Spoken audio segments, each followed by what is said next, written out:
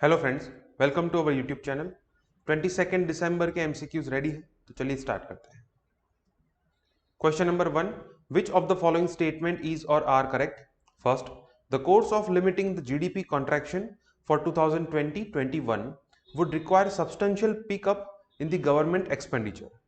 Second, GST collection, coal output, and manufacturing sectors are indicators of positive growth at present. तो चलिए देखते हैं correct answer क्या होगा। Correct answer is C, both 1 and 2। ये दोनों स्टेटमेंट करेक्ट है। ये पूरा क्वेश्चन जो है वो इस आर्टिकल में से बना है जो कल के न्यूज़पेपर में था, which was written by C Rangarajan, who was the former chairman of economic advisory council and who was the former governor of RBI. तो यहां पे क्या लिखा है कि अगर जीडीपी कॉन्ट्रैक्शन को लिमिट करना है, जैसे फर्स्ट क्वार्टर में ये कॉन्ट्रैक्ट हुआ था 23.9%, फिर उसके बाद अबाउट 10% हुआ। तो अगर इस तरीके से जीडीपी को कॉन्ट्रैक्ट, उसका जो कॉन्ट्रैक्शन है उसको लिमिट करना है, तो उसके लिए गवर्नमेंट एक्सपेंडिचर जो है उसके अंदर सिग्निफिकेंट इंप्रूवमेंट होनी चाहिए। तो ये इस पर्टिकुलर आर्टिकल में लिखा है that our estimate is that if there is an increase in GDP at least in Q4, overall contraction in 2020-21 can be limited to the range of 6 to 7%. और यहां पे ये भी लिखा है कि this course would require substantial pickup in the government expenditure. तो ये फर्स्ट जो है वो करेक्ट होगा। सेकंड जो है वो भी करेक्ट है कि हमें ऐसा क्यों लग रहा है कि इकोनॉमिक रिकवरी का टाइम चल रहा है, बिकॉज ऑफ सब इंडिकेटर्स, जैसे collection of GST, output of coal, steel and cement, positive growth in the manufacturing sector in October 2020। तो ये इंडिकेटर्स की, इन इंडिकेटर्स को देखते ये लग रहा है कि इकोनॉमिक रिकवरी जो है वो हो पाएगी, but it is driven by the private sector, not by the public sector. Public sector driven growth अगर लाना है तो उसके लिए गवर्नमेंट एक्सपेंडिचर का इंक्रीज होना बहुत जरूरी है। तो इस वजह से दोनों स्टेटमेंट करेक्ट होंगे। Answer is C, both 1 and 2। काफी अच्छा आर्टिकल है, कल के न्यूज़पेपर में था। इसी आर्टिकल के बेस पे हम दो और क्वेश्चन देखेंगे। Question number second, which of the following statement is or are correct? First, the increased government capital expenditure can bring back Indian economy to pre Covid level only if GDP grows at 8%. Second, there has been substantial injection of liquidity into the market recently. तो चलिए देखते हैं correct answer क्या होगा। Correct answer is C, both 1 and 2। ये दोनों statement correct है। इस आर्टिकल का जो कोर एरिया है उसमें यह कहा गया है कि 2020-21 में जो जीडीपी के अंदर डिक्लाइन हुआ है, which is caused by pandemic, so it is okay, ये हर कंट्री के साथ हुआ है। लेकिन अगर मान लो कि इंडियन इकोनॉमी को प्री कोविड लेवल पे रिकवरी लानी है, so it will grow only and only if we achieve the target of 8% growth rate in 2021-22। मतलब कि अगर जब हमारी जीडीपी 8% पे ग्रो करेगी तो उसी टाइम पे हम ये प्री कोविड लेवल का जो ग्रोथ रेट है वो अचीव कर पाएंगे। तो फर्स्ट स्टेटमेंट जो है वो करेक्ट होगा। सेकंड जो है वो भी करेक्ट है। यहां पे लिखा गया है मॉनिटरी पॉलिसी के पैराग्राफ में कि किस तरीके से रिसेंटली मार्केट के अंदर लिक्विडिटी जो है वो इंजेक्ट की गई, और यहां पे फिगर भी दी गई है कि मेनली 3 स्टेप्स लिए गए हैं मॉनिटरी पॉलिसी के अंदर। सबसे पहला स्टेप ये है कि a reduction in the interest rate through changes in policy rate. जैसे आपको पता है कि रेपो रेट जो है उसको कम किया गया। दूसरा क्या है कि providing liquidity through various measures, तो मार्केट के अंदर लिक्विडिटी जो है वो इंजेक्ट की गई वेरियस मेजर्स के द्वारा। And then regulatory changes such as moratorium period. तो ये 3 मॉनिटरी पॉलिसी के चेंजेस है जिसकी वजह से इकोनॉमिक रिकवरी जो है वो स्टार्ट हुई। अगर नवंबर की बात करें तो मार्केट के अंदर मनी सप्लाई जो है वो 15.3% इंक्रीज हुआ है। इसका मतलब ये हुआ कि रिसेंटली मार्केट में लिक्विडिटी इंजेक्ट की गई है। So second statement is correct. Answer is C, both 1 and 2। Question number 3, which of the following steps can help to recover Indian economy? First, increase in government expenditure. Second, reducing the liquidity, and third, investment driven growth. So let us see what is the correct answer. Correct answer is C 1 and 3. First and third is correct, second is incorrect. हमने अभी देखा कि अगर government expenditure increase होगा तो economic recovery होगी. It is driven by the public sector. Second जो है वो इनकरेक्ट है. अभी हमने देखा कि अगर मार्केट के अंदर लिक्विडिटी इंक्रीज होती है, इंजेक्ट होती है, तब जाके इकोनॉमिक रिकवरी होती है. यहां पे क्या लिखा है कि रिड्यूसिंग द लिक्विडिटी, तो इस वजह से ये गलत होगा. Third is also correct. There should be investment driven growth for every developing country as suggested in this article. कि इंडिया के अंदर अभी जो ग्रोथ हो रहा है उसके अंदर जो इंडिकेटर्स है वो प्राइवेट सेक्टर का ग्रोथ दिखा रहा है. अगर पब्लिक सेक्टर का ग्रोथ करना है तो कंजप्शन एक्सपेंडिचर तो होना ही चाहिए, लेकिन उसके साथ में इन्वेस्टमेंट ड्रिवन ग्रोथ होना चाहिए. Because for every developing country there should be a sustainability in the growth. जब आप इन्वेस्ट करेंगे so in longer run it would generate return on capital. तो मतलब कि आपकी कैपिटल तो उधर ही है, लेकिन उसमें से आपको पैसे मिल रहे हैं, which is very good for growth of any developing country. तो कंजप्शन ड्रिवन ग्रोथ नहीं होना चाहिए, that should be investment driven growth. तो ये थर्ड जो है वो करेक्ट होगा. Answer is C 1 and 3. Question number 4. Which of the following is or are correct about India's healthcare sector? First, equal public and private participation. Second, higher out-of-pocket expenditure. Third, lower public spending. तो चलिए देखते हैं correct answer क्या होगा. Correct answer is B, second and third. First is incorrect. India के health care sector की बात करें तो ये कल के न्यूज़पेपर में आर्टिकल था जिसमें स्टार्टिंग के इंट्रोडक्शन में कुछ फिगर्स दिए गए हैं. इंडिया के अंदर 70% हिस्सा जो है वो प्राइवेट सेक्टर का है हेल्थ केयर सेक्टर में, and 30% is possessed by the public sector. तो इक्वल नहीं है, फर्स्ट इनकरेक्ट होगा. Second is correct. इंडिया के अंदर आउट ऑफ पॉकेट एक्सपेंडिचर मतलब कि अगर 100 रुपए हेल्थ केयर में खर्च होते हैं तो उसमें से हमें कितने देने पड़ते हैं और कितना पैसा गवर्नमेंट खर्च करती है. तो आउट ऑफ पॉकेट एक्सपेंडिचर इसे कहते हैं, which is 62% at present. So which is higher out of pocket expenditure. बाकी सारी कंट्रीज के अंदर ये काफी कम है. If we talk about our population, so there is one country which has higher population than India, that is China. और China के अंदर इसका लेवल जो है वो काफी कम है. पब्लिक एक्सपेंडिचर हमसे ऑलमोस्ट 20 टाइम्स है.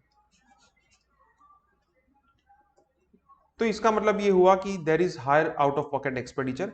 एंड जीडीपी स्पेंडिंग की बात करें so it is mere 1.13% of GDP, मतलब कि lower public spending. So the answer is B, second and third. तो ये हेल्थ केयर सेक्टर के बारे में काफी अच्छा आर्टिकल था कल के न्यूज़पेपर में. हेल्थ केयर सेक्टर के ऊपर कोई भी क्वेश्चन आता है तो इस आर्टिकल में से काफी सारी चीजें जो है आप आपके आंसर में पुट ऑन कर सकते हैं. Question number 5. The recommendations of Verma committee brought significant amendments for dash. Option A, Western Ghats. Option B, PVTGs, that is particularly vulnerable tribal groups. Third is women and children, and the fourth is forest dwellers. तो चलिए देखते हैं correct answer क्या होगा. Correct answer is C, women and children. Verma committee जो है, जो 2012 में निर्भया गैंग रेप केस हुआ था दिल्ली के अंदर, उसके बाद ये जस्टिस वर्मा कमेटी बनाई गई थी और उन्हीं के बेसिस पे ये जो रेप एंड सेक्सुअल हरेसमेंट के लॉज है उसको स्ट्रिक्ट बनाया गया. तो अभी ये क्यों न्यूज में है? बिकॉज महाराष्ट्र के अंदर सिमिलरली एक शक्ति एक्ट करके बिल जो है वो इंट्रोड्यूस किया गया है वहां की असेंबली के अंदर, which is to be passed very soon. तो इस आर्टिकल में भी वर्मा कमिटी जो है उसकी सेवरल रिकमेंडेशंस को मेंशन किया गया है और जो सेक्सुअल हरेसमेंट से रिलेटेड के एक्ट्स है उनको भी मेंशन किया गया है. Question number 6. The defection of MPs, that is member of parliaments, and members of legislative assembly MLAs will not attract grounds for defection, sorry यहां पे डिस्क्वालिफिकेशन होगा, grounds for disqualification only if dash, मतलब कि इनमें से कौन से ground के अंदर एमपी या एमएलए को डिस्क्वालीफाई नहीं किया जा सकता based on the defection. Option A is 2/3 of the legislators of a political party decide to merge into another party.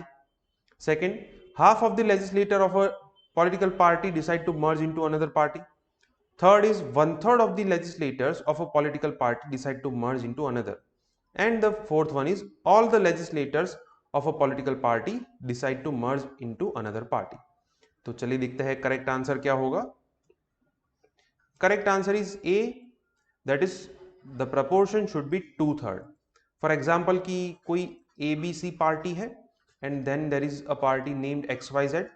अगर मान लो कि इन दोनों पार्टी को मर्ज होना है, this party wants to be merge into this XYZ party, तो अगर इस पार्टी के 2/3 मेंबर अग्री करते हैं कि yes we should merge into this another party, तो फिर ये डिफेक्शन जो है उसके बेसिस पे किसी को डिस्क्वालीफाई नहीं किया जा सकता.